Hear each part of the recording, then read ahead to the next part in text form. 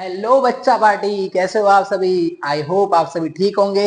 चलिए बेटा, अब अपना लास्ट एग्जाम बाकी है, जो हिंदी का एग्जाम बाकी है। ये भी एग्जाम बहुत इंपॉर्टेंट है। अगर आपने इसको सीरियस नहीं लिया तो हिंदी आपके लगा देगी बिंदी। इसलिए इस एग्जाम को भी जैसे आपने साइंस में पढ़ाई करी थी, वैसे ही मैथ्स में करी थी, वैसे ही आपको हिंदी में भी पढ़ाई करनी पड़ेगी बेटा, क्योंकि ये भी एक हाफ ईयरली में 70 मार्क्स का पेपर आता है बेटा। ऐसा नहीं है कि मैथ्स का पेपर 70 का आता है, साइंस का 70 का आता है, हिंदी का कम आता है। सारे सब्जेक्ट अपने आप में इक्वल है, तो अपन को इसके बारे में भी पढ़ना पड़ेगा। तो आइए बेटा, आज अपन हिंदी विषय के बारे में चर्चा करने जा रहे हैं। इस वीडियो के अंदर अपन जानेंगे बेटा सारे क्वेश्चन आंसर के बारे में, जो इस चैप्टर की पूरी बुक के क्वेश्चन आंसर है। जो यहाँ से आपको बहुत सारे क्वेश्चन आंसर कल देखने को मिल जाएंगे, 20 से 22 नंबर के। तो आप इस क्वेश्चन आंसर को अच्छे से तैयार करके जाना। अपने प्रश्न की यहाँ पे चर्चा करने वाले। तो आइए बेटा, कौन कौन से क्वेश्चन इंपॉर्टेंट है अपन यहाँ पे देखेंगे बेटा।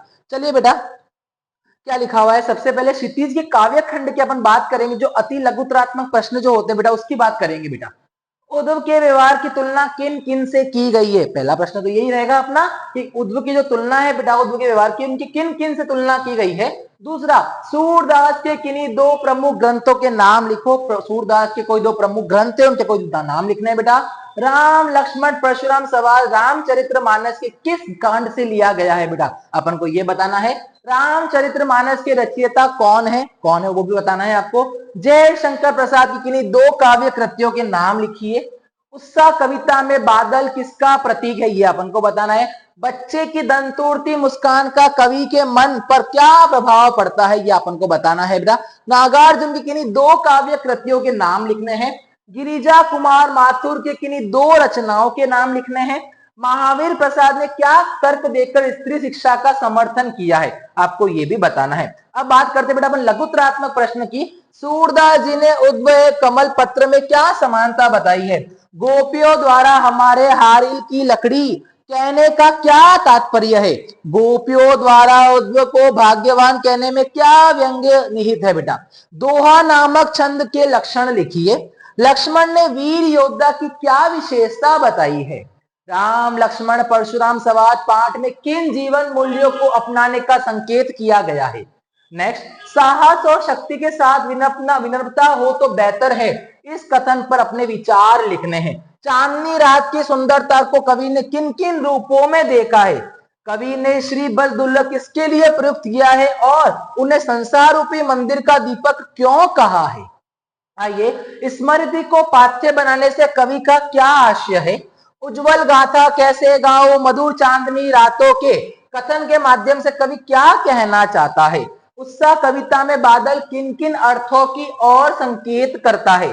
कवि की आंख फागुन की सुंदरता से क्यों नहीं हट रही है अथवा हट नहीं रही है। कविता के आधार पर फागुन ऋतु को सौंदर्य का संक्षेप में लिखे। ये क्वेश्चन ही आपको देखने को मिल जाएंगे बेटा, तो आप सारे इन क्वेश्चन का स्क्रीनशॉट भी इजीली आप ले सकते हैं।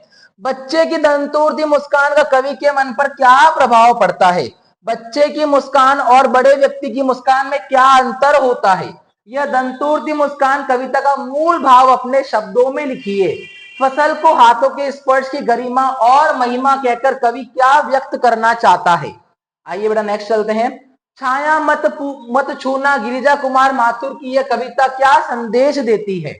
छाया मत छूना कविता में व्यक्त दुखों के कारण को स्पष्ट कीजिए। बहुत सारी मेहनत करके आपके लिए क्वेश्चन तैयार करे हैं मैंने। माँ को अपनी बेटी अंतिम पूंजी क्यों लग रही थी।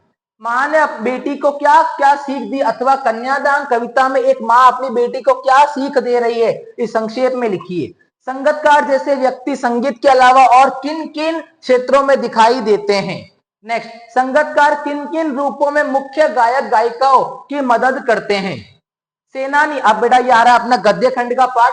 सेनानी ना होते हुए भी चश्मे वाले को लोग कैप्टन क्यों कहते थे। हालदार साहब को मूर्ति की दूसरी बार देखने पर मूर्ति में क्या अंतर दिखाई दिया। अथवा मैं ऐसा भी पूछ सकता है बेटा, हालदार साहब को मूर्ति के सामने से गुजरने पर क्या अंतर दिखाई दिया। देश प्रेम के अनेक रूप हो सकते हैं, नेताजी के चश्मे पाठ के आधार पर स्पष्ट कीजिए। हालदार साहब के दुखी होने का क्या कारण था, यह बताना है। बाल गोविंद भगत किस प्रकार के व्यक्तियों को अधिक स्नेह का पात्र मानते थे और क्यों मानते थे, ये बताना है। भगत की पुत्र वधु उन्हें अकेला क्यों नहीं छोड़ना चाहती थी। बाल गोविंद भगत को साधु क्यों कहा गया, विस्तार से वर्णन करना है। नवाब साहब ने अपने खानदानी रईस होने का भाव किस प्रकार प्रकट किया? लखनवी अंदाज व्यंग्य लेख के आधार पर लिखिए। लखनवी अंदाज पाठ के लेखक ने सेकंड क्लास का टिकट क्यों खरीदा? आगे, फादर कामिल बुल्के भारतीय संस्कृति के एक अभिन्न अंग है, ऐसा किस आधार पर कहा गया है? लेखिका की अपने पिता से वैचारिक टकराहट को अपने शब्दों में लिखिए। एक कहानी यह भी पाठ के आधार पर बताइए कि लेखिका के अपने पिता से क्या वैचारिक मतभेद थे। एक कहानी यह भी पाठ के आधार पर बताइए मनु भंडारी के व्यक्तित्व की कोई 3 विशेषताएं लिखनी है। आगे, एक कहानी यह भी पाठ मनु भंडारी के साधारण लड़की से असाधारण बनने के प्रारंभिक पड़ावों को प्रकट करता है, समझाइए। लेखक महावीर प्रसाद द्विवेदी ने प्राचीन एवं वर्तमान शिक्षा प्रणाली में क्या अंतर बताया है, अपन को यह स्पष्ट करना है। चलिए बेटा नेक्स्ट, नाटकों में स्त्रियों का प्राकृत बोलना उनके अपढ़ होने का प्रमाण नहीं, उक्त कथन को पाठ के अंतर्गत आए उदाहरण द्वारा समझाइए। बिस्मिल्लाह खां को कौन कौन सी उपलब्धियां प्रदान की गई थी? बिस्मिल्लाह खां को शहनाई की मंगल ध्वनि का नायक क्यों कहा गया है? आइए बेटा नेक्स्ट चलते हैं। काशी में हो रहे कौन कौन से परिवर्तन बिस्मिल्लाह खां को व्यथित करते थे? वास्तविक अर्थों में संस्कृत व्यक्ति किसे कहा जा सकता है? फिर ये बेटा लेखक के जीवन परिचय, इसकी चर्चा अपन सारी करेंगे, सारे जीवन परिचय पढ़ेंगे, चाहे वो लेखक का हो चाहे वो कवि का हो, अपन इसकी वीडियो भी अपलोड कर लेंगे, वहीं से आपको सारे पढ़ने और 10-12 मिनट के अंदर अपन सारे लेखक और कवि परिचय याद कर लेंगे। आइए बेटा नेक्स्ट, ये आ रहा है बेटा कृतिका वाली बुक का, आपका जो सेकंड वाली बुक है बेटा, आपके विचार में भोलानाथ अपने साथियों को देखकर सिसकन क्यों भूल जाता है? माता का आंचल पाठ में बाल स्वभाव की किन किन विशेषताओं का पता चलता है? और देखते देखते नई दिल्ली का काया पलट होने लगा। नई दिल्ली के काया पलट का क्या क्या प्रयत्न किए गए बेटा? जॉर्ज पंचम की नाक लगने वाली खबर के दिन अखबार में क्या क्या हुआ था? क्या चुक्कियों थे सब? साना साना हाथ जोड़ी पाठ में पीड़ा और सौंदर्य का अद्भुत मेल है, उदाहरण सही स्पष्ट कीजिए। गंतों के प्राकृतिक सौंदर्य को कौन कौन से दृश्य लेखिका को झकझोर गए बेटा? साना साना हाथ जोड़ी पाठ में लेखिका ने माया और छाया का खेल किसे कहा है? दुलारी के व्यक्तित्व की को 2 विशेषता दीजिए। टुन्नू की मृत्यु का समाचार सुनकर दुलारी पर क्या प्रभाव पड़ा, ये समझाइए। लेखिका ने हिरोशिमा की कविता किस मानसिक स्थिति में लिखी? अथवा में पूछ सकता है ऐसा। लेखिका हिरोशिमा पहुंचकर लेखक ने क्या अनुभव किया कि उनके मन स्थिति का वर्णन अपने शब्दों में कीजिए। लेखिका ने हिरोशिमा की कविता किस मानसिक स्थिति में लिखी? माता का आंचल पाठ में बालक केवल दूध पीने तक का नाता था, इस कथन का आशय स्पष्ट कीजिए बेटा। बालक का वास्तविक नाम और भोलानाथ नाम कैसे पड़ा?